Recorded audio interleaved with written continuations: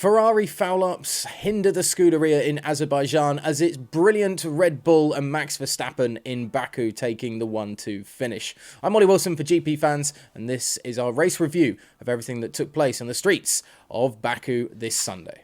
Max Verstappen cruised to victory on the streets of Baku, bringing home a Red Bull 1-2 and taking a victory in the Azerbaijan Grand Prix that extends his World Championship lead. It all went wrong for Ferrari early. First in the opening corner of the race when Sergio Perez nipped in front of Charles Leclerc, then on laps 9 and 20 as the Scuderia saw Carlos Sainz retire with a hydraulic problem first, before Charles Leclerc 11 laps later had to pull to the side of the road and roll back to the pits with an engine failure just as he got himself into the lead of the race. It meant the rest of the 51 laps were a cruise for Red Bull up front and relatively uncontested.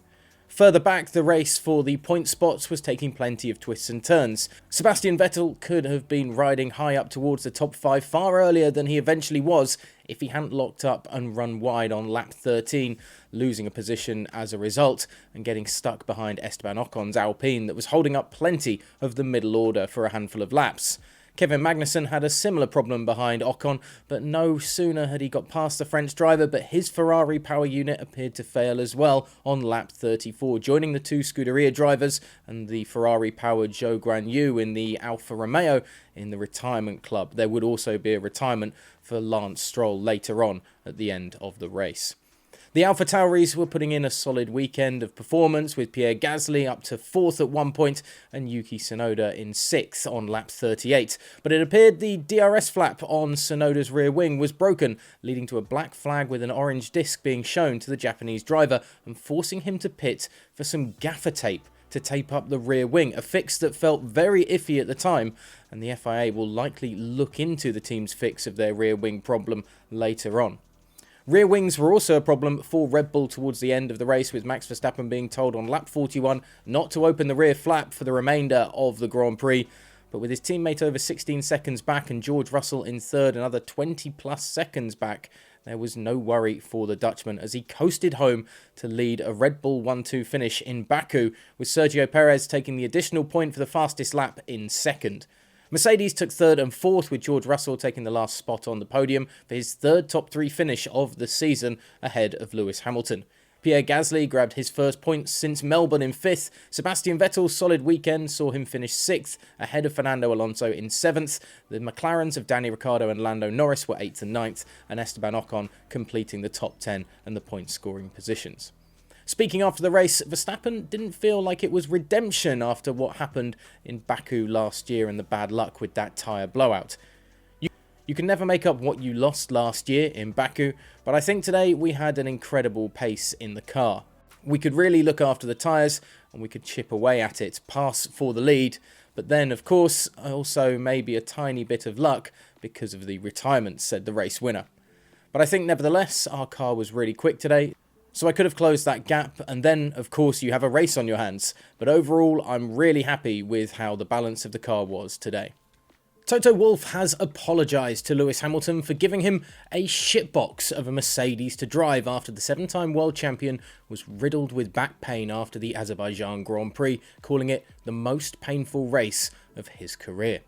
The Mercedes boss had mentioned the possibility of Hamilton not being able to finish the race on Sunday on the grid before action got underway. Such was the awful state of the W13's bouncing and the back pain it's been giving the driver, with Hamilton saying after the race that it also led to him almost going into the barriers on occasions. At the end, the last 10 laps, my back was I was having to go internal.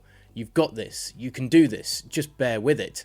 The thing was bouncing so much that at times I was nearly going into the wall. The concern is, safety-wise, at 180 miles an hour, bashing into a wall, I don't think I've ever had to think about that too much as a racing driver.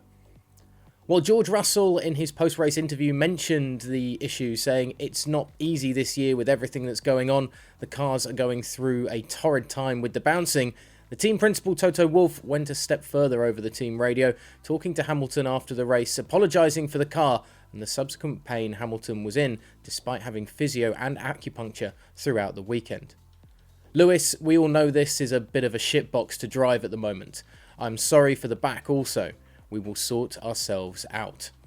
Still though, a good result for Mercedes, who did exactly what George Russell said they could do before the race and pick up the pieces should any of the top four flounder, as the Silver Arrows pounced into the points positions left behind by the double Ferrari retirement.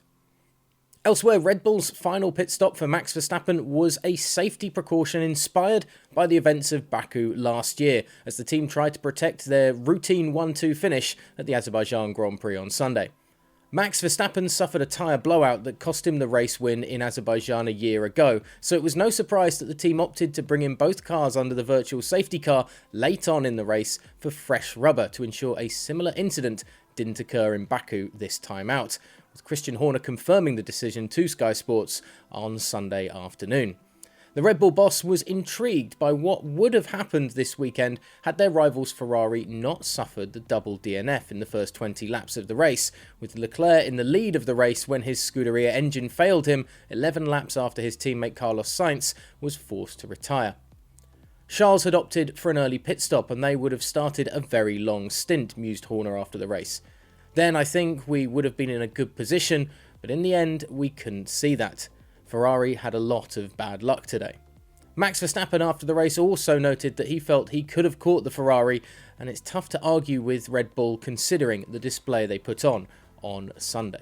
There's going to be plenty of fallout, of course, to the events in Baku this weekend. You can follow all of it on gpfans.com and GPFans Global on Twitter, Instagram and TikTok as well. And hit subscribe down below to stay with us for the whole of the 2022 season as we build up to Canada next weekend here at GPFans.